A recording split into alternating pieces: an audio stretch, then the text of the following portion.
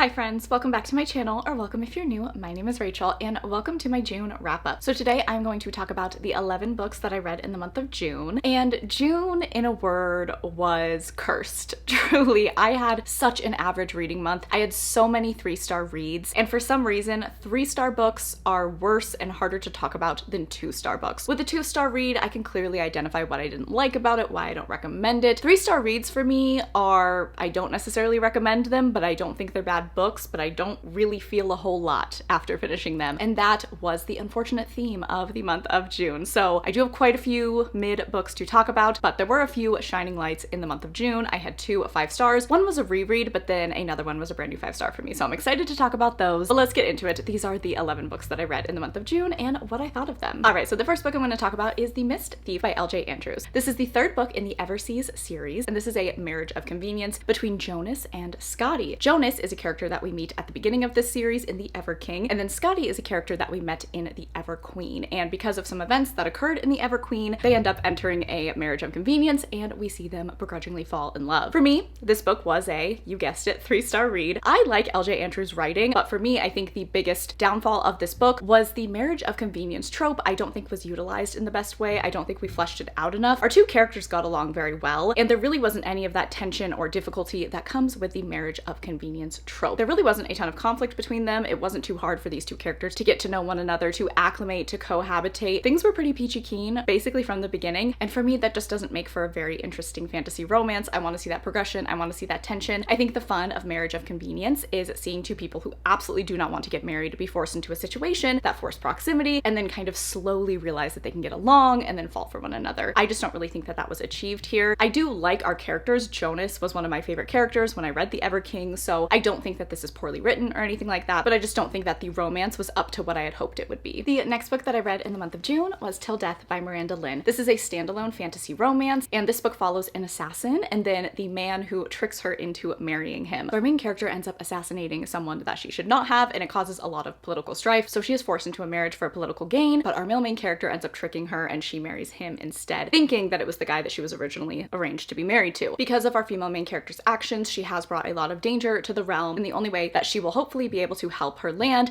is to find the missing Life Maiden. She is the Death Maiden. There's supposed to be a counterpart to her called the Life Maiden who has been missing. So this book ended up being, once again, pretty average for me. When it started out, I was really excited because our female main character is really cool in the beginning. She's very much a badass, very much that like classic fantasy assassin. The setting of this book is also really cool as well. I really liked the kingdom. It reminded me of Rifthold or Ketterdam in Six of Crows. So it had a strong start, but there were a few things that were missing for me. Number one, the male main character did not really shine in this book. I wasn't super invested in their dynamic because he just wasn't all that present. He does have some secrets, so I think that there is definitely a reason for him, his identity, who he is, his personality, to be hidden a little bit, but I still think we could have got a little bit more of him and still been able to build that suspense of him and his history. I just didn't really feel a lot of chemistry between them. And then another issue that I had is our female main character was making a lot of choices that just didn't really make sense to me. She seems pretty naive at times, and in the beginning she's presented as this very cunning assassin, but a lot of the things that she does in this book just very much confuse me, and I also felt that a lot of the conclusions our characters came to were just figured out very easily without the reader being taken along to kind of figure out how we got there and how this plot is developing and why does this character know this. I think that we have some half-baked ideas here, and I think that some of the plot lines are pretty surface level. I did enjoy reading this book though at the same time. Once again, I really liked the setting. I did overall like our female main character, even though she was a little bit naive and did make me question her at times, but there just wasn't enough here. So I think that this is like a perfectly fine book, but it didn't make me feel too much. All right, and then next up we have Evocation by S.T. Gibson. So we are following 3 POVs. David is kind of our main character, and he lives in modern day Boston. He is a lawyer, but he also has a history with the occult. But one day the devil does come to collect on an old ancestral deal, and this leads David to call on the help of his ex-boyfriend Reese and his ex-boyfriend Reese's current wife Moira. The 3 of them end up working together to investigate this ancestral deal and the history with David's family, and then also the 3 of them begin to form a polyamorous relationship. This book was definitely different than what I thought it was going to be. I am a huge fan of A Dowry of Blood by S.T. Gibson. It's one of my favorite books of all time. The writing in this book feels very different, so I do just want to say that if you're going into this, writing is definitely different. It feels less flowery and it feels much more modern. Not poorly written at all, but definitely not what I was expecting. On top of that, I felt that there wasn't a whole lot happening in this book. It's a very character-driven story, and I'm really glad that we got to see all 3 POVs. And while I do consider myself a character-driven reader, that is usually what I latch onto, I just didn't really connect here. I just wish a little bit more was happening. Like when you have a character-driven story, you still have to have some things going on. And overall, this book just kind of felt like we were following them, not a lot was occurring. And I think that I just expected a little bit more with that history of the occult and of the devil coming to call on this ancestral deal. We did get some of that towards the end for sure, but I was overall pretty underwhelmed by this book. It isn't bad by any means, and I do think that these characters have some good qualities, but once again, this book just didn't really make me feel a lot. It was perfectly fine, but just not for me. All right, so if you can't tell, I am getting through all of my 3-star reads first, and then we'll do with the fun books at the end. Next up, we have Curse of the Thorn King by Lisette Marshall. This is a fantasy romance. It's kind of like a Regency era fantasy romance, and it is a Beauty and the Beast retelling. I read this during my 24-hour readathon because it is quite short. So in this book, we are following Briannis, and Briannis is a well-bred lady and also an assassin. So she's a bit of a noblewoman, but she ends up getting arrested one night, and the people who arrest her basically say, if you can go and kill the king of the fairy, like, we will drop all the charges, everything will be great, we'll help you out in your life a little bit. So our main character does decide to do this. Once she does enter the Fae King's castle though, there's a curse on this castle and she ends up being trapped there with him, and while the two of them are forced to be together, they start to fall for one another. She also learns about a curse that has afflicted the Thorn King and discovers a lot about their world and that maybe things are not quite as they seem. This is a book that I just don't really have a lot to say about.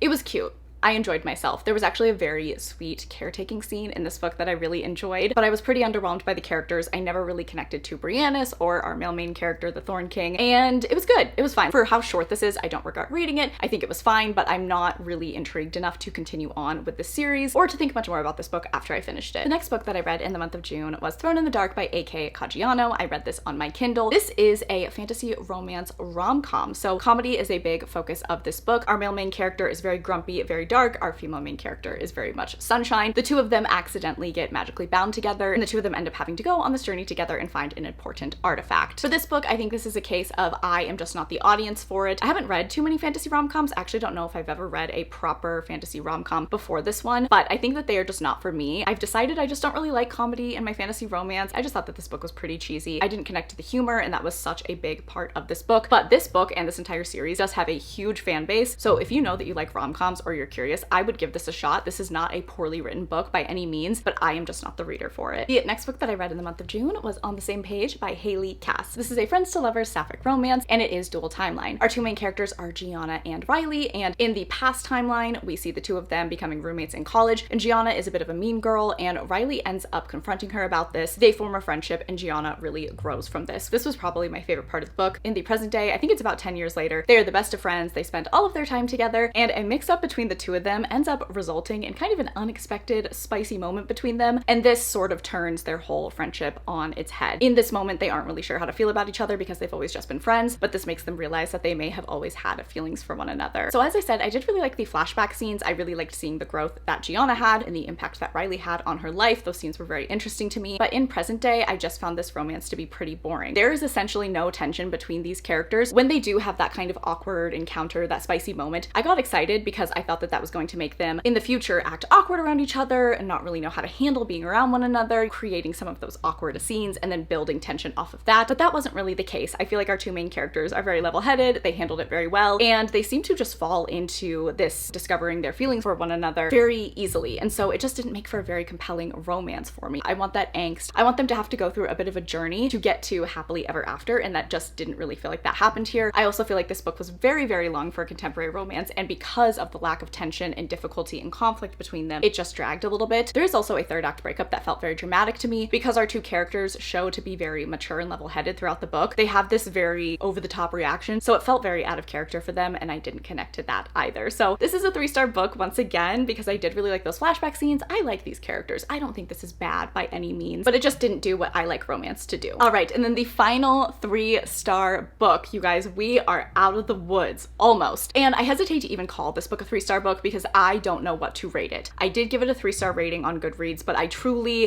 I am perplexed by this book, and that is The Throne of Honor and Blood by J. Bree. So this book was a highly anticipated sequel for me. It was one of my most anticipated books of the year. The first book, The Crown of Oaths and Curses, is one of my favorite fantasy romances I've ever read. True enemies to lovers between a witch and a high fae prince. So I'm not really going to talk about what happened in book 2, but I was disappointed by this book. I really was. There were some moments in the book that I did enjoy. I thought that there were some interesting plot lines. We got to find out about other characters' mates and what their futures hold. There was a lot of like political maneuverings going on that I found engaging, but our two main characters, their development in this book was pretty disappointing. And then the ending of this book was terrible and I hated it. And I have never been so stunned by my own reaction to the last 20% of a book, because the first 80% I was like, okay, you know, this isn't great, this isn't living up to my expectations, but it has moments. I don't think that this is absolutely terrible, but the ending of this book literally does not make any sense at all to me, and it doesn't coincide with how the characters have been written and the information that we've received up until this point. I did like a 25-minute rant about this book in my reading vlog where I read it, full of spoilers. If you want to go see my thoughts on that, you can go there. So The Throne of Honor and Blood, I guess, is a 3-star read. I genuinely don't know what to rate it, but the ending was a huge disappointment for me and just did not make a whole lot of sense to me. Definitely one of my most disappointing books of the entire year. All right, are you guys ready to enjoy ourselves now? Let's talk about a 4-star read, Swift and Saddled by Lila Sage. This was so good. I loved this so much. I had such a good time with this. This is the sequel to Done and Dusted. They are interconnected standalones, though you don't have to read them in order, but I definitely would because I think it is much more gratifying that way. In this book, we are following Ada and Gus. Gus is a very sunshiny character. He's kind of the golden retriever brother of the Ryder family, but he does definitely have some mental health issues that are explored in this book, which I thought was very well done. I really liked the mental health rep in this book. And then we also have Ada. Ada is an interior designer. She does not live in the town that they all live in, but she is hired by Gus to be an interior designer as he is refurbishing his family's old home. The two of them are definitely opposites attract, but they make such an incredible couple. I really connected to Ada. She is a little bit socially awkward. She is a little bit more shy, and I could definitely relate to those moments. And Gus really celebrated who she is. She didn't need to change or become anything to be accepted by Gus or his family, and I thought that that was really sweet. I really like the way that Lila Sage writes small town as well. I think that this town in Wyoming that the series is based in, it just feels very picturesque. I can totally see it. It seems very idyllic. I also really love the female friendships in this book. This is just such a fun series. I'm so excited for the 3rd book that is coming, I think, this fall, and I definitely recommend if you like the Chestnut Springs series, you will also really like this. The next book, a part of my June wrap-up, is The Veiled Kingdom by Holly Renee. So this is the 1st book in a new series by Holly Renee, and we are following Dacre and Nira. So Nira is a captive princess. Her father is very evil, very tyrannical, and when she has the opportunity, she ends up running away from him. She has to survive on the street and hide her identity. Do you want to say hi?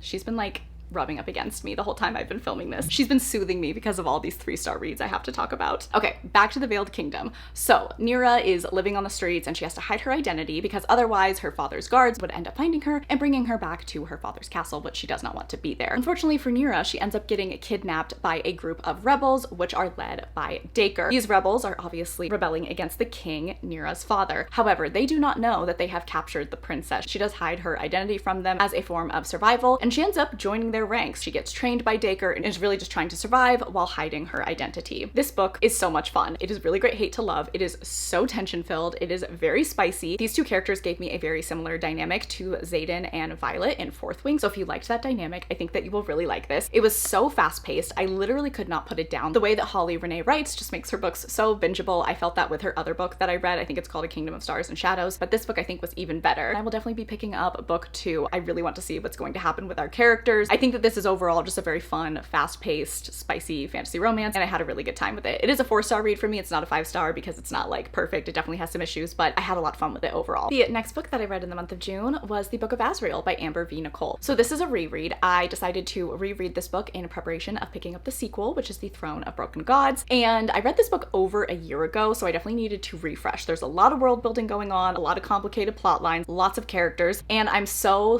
glad that I reread this because upon reread, I gave this book a 5-star rating. When I read it the first time, it was like a 3.5 star. I enjoyed myself, but I was not obsessed. This was not an all-time favorite. I don't know that girl. I don't know what she was thinking because this was literally perfect to me. I have 0 notes. This book made me so happy. I am in love with these characters. I am in love with Amber V. Nicole's writing, and I am so excited about this series. This is an urban fantasy romance, which urban fantasy romance is truly just the best subgenre of all time. And we follow Diana Martinez and then Sam Kyle / Liam. So Diana is an Igmorathin. She's basically just like a magical being, and she is the weapon of another Igmorathin named Caden. She is an assassin. She takes care of anyone that Caden wants her to take care of, and she doesn't live a very happy life, but she does this all to protect her sister. Enter Liam, Sam Kyle. He's a self-exiled god who has a lot of self-hatred, but some events that occur on Diana's planet end up bringing Sam Kyle to this modern world, and the two of them begrudgingly have to team up while they look for an artifact, the Book of Azrael. Everyone really wants this book. They think that it is going to do a lot for the realms and rifts between the planets, minutes, and Diana and Sam Kyle want to find it first before it gets in anyone else's hands. The things that I really loved about this book, number one, the characters are so fantastic. I absolutely love Diana Martinez. She is a badass. She is very sarcastic. She's also a fashion girly. I just am in love with her. And then Sam Kyle Liam. He's a character that hates himself a little bit, and I found him to be very interesting and very layered. Their romance was very cute. I really liked it. I liked the development, and I'm really excited to see where things go in book 2. I also really enjoyed everything that's going on in this book. There is so much, and that is why I'm so excited about this series. There are also so many important characters. I think this is just going to be such an expansive world, and I'm really excited to see where things go. And then the ending of this book was so good.